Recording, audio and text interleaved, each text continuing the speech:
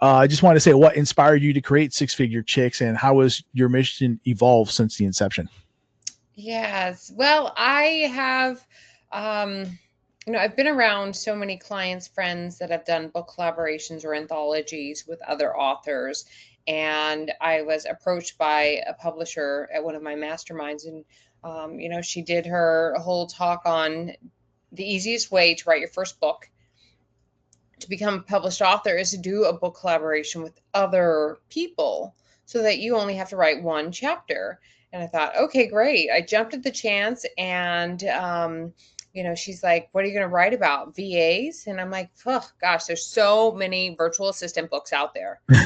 How to become a VA and etc. And so I was just like, no, it's just too much. And I thought back on my early start of my career or my companies, and thought back to one of my business coaches, and she asked, how much do you want to make your first year?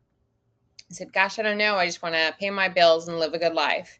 And she's like, well, we need a dollar amount so we have something to work towards.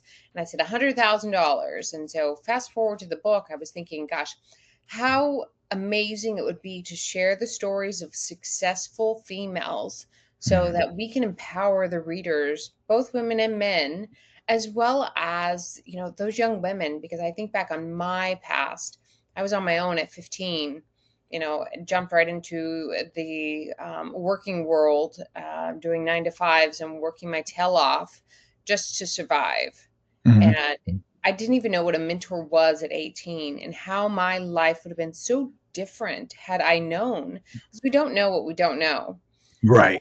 To be able to just provide a platform for successful six-figure earning females to share their story, because I meet so many people that say, oh gosh, I don't have a story to share, or I don't know what I would talk about. But everyone has a story. Like, stories sell, facts tell. So if you Mhm. want to get out there, if you want to leave a lasting legacy, what better way than to do it in print, black and white? Because I always say, you give your business cards out at networking events, or other places, people are going to throw away your business card, or they're going to get lost in the shuffle. However, no one is ever going to throw away a book. Mm. They're always going to be in somebody's hands. They may get passed on or sold to somebody else, but your name is going to be forever in the hands of those recipients. And what a better way to create that visibility, credibility, and lasting legacy.